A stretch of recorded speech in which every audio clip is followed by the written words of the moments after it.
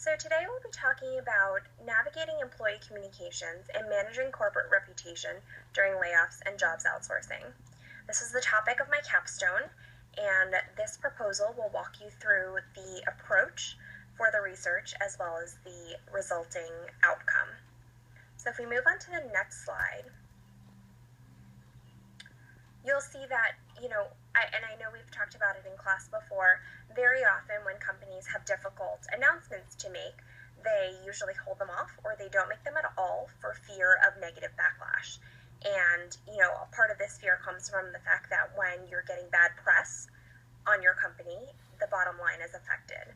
So very often by holding these announcements, executives are hoping that it's going to blow over and it won't affect the income that a company receives.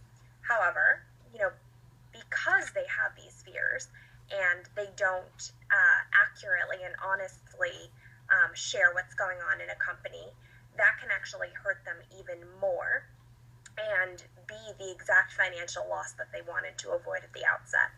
So the hope of this paper and the goal of this paper is to take a deep dive as to what these factors are that folks are so afraid of sharing, how they can be best shared, and what the potential positive outcomes are. So if we go on to the next slide, right now, currently, the literature that's in this space is really focused on layoff announcements. So it's how to lay people off, how companies do it well, how companies do it poorly, the ramifications. There's lots going on in terms of layoff announcements. But from an outsourcing perspective, there's a great opportunity to chime in because right now they're not, folks and scholars aren't having that discussion in terms of what are the best ways to, even think about outsourcing. How do people talk about outsourcing and what are the outcomes of that? So there's a great way to insert into the conversation and provide recommendations across the board for both layoffs and outsourcing type announcements. So moving on to the next slide, the methodology for this research will take place in 3 different ways. The first of which is detailed interviews with communications professionals, so folks who have either undergone this process with existing clients, or folks who are esteemed in crisis communications but may not have done so from a layoffs and outsourcing perspective, or even folks who have theories on how best to do this or might have gotten their communications degrees and been seasoned professionals but never having done this as well. I think it'll be a nice juxtaposition between who's actually done it and had those experiences and who's coming into this kind of from a blank slate. And another interesting perspective that would certainly be gleaned from interviewing these folks is getting an understanding of what are those scenarios when a client recommendation was made, but the client didn't listen, and how did that turn out for them? So the next step, and we'll move on to the next slide, is online interviews. So like I mentioned before, the main fear of executives is that the company's announcement will have a negative impact on the public's perception of the brand. And, that may be true and it may not be true.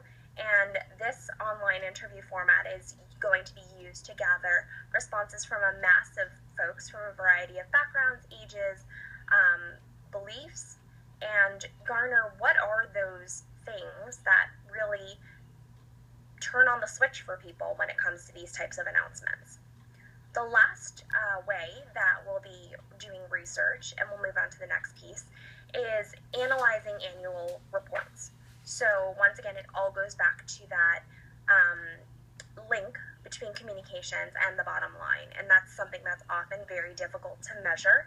So very often when a company is thinking about making these layoffs and outsourcing announcements, the news will often cover, the company is going to save XX million by cutting these jobs and closing this plant.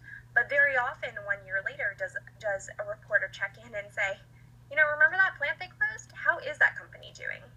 And that's going to be our role to see if a good outsourcing and layoffs announcement did lead to less damage or even no damage, as opposed to the alternative.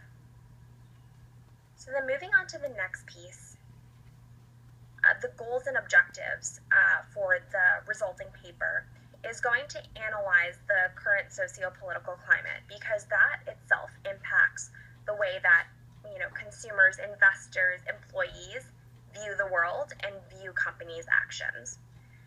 And that ties directly into that public perception piece of what exactly those factors are that make that difference. So knowing that this year is an election year, we are coming out of an economic recession, and also there's just a lot of discussions in terms of keeping jobs in America, immigration. These are all things that do play a factor in people's opinions. The next is to analyze different companies' approaches and link that to the annual reports like we just mentioned, and of course uncover the link, if any, between corporate earnings and communications programming. So moving on to the next slide.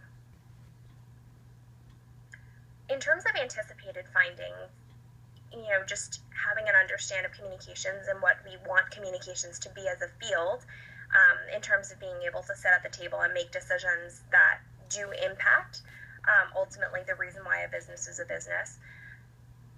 The hypothesis that I have going into this is that companies with sound communication strategy can minimize and even neutralize negative impacts on their brand.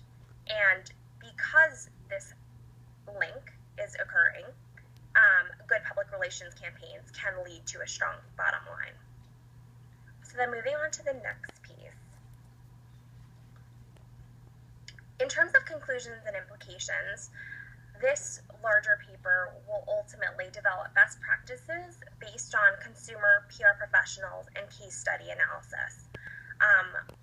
We'll definitely be discussing the benefits and ramifications of certain types of actions, whether folks take them, whether they ignore them, or do the complete opposite. And of course, also look to uncover any untouched HR issues. So, areas where others could contribute as well in future papers, because of course this one document won't cover it all. So are there things that are coming in the next generation, whether it be the gig economy and how, employees are not necessarily tied to companies and they're just essentially working for themselves, doing part-time jobs. What does that mean for a company, and what does that mean for our brand?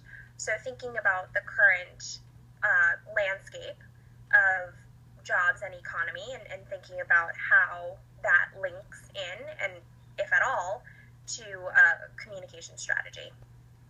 So with that, I'd like to thank you for your time and look forward to any questions.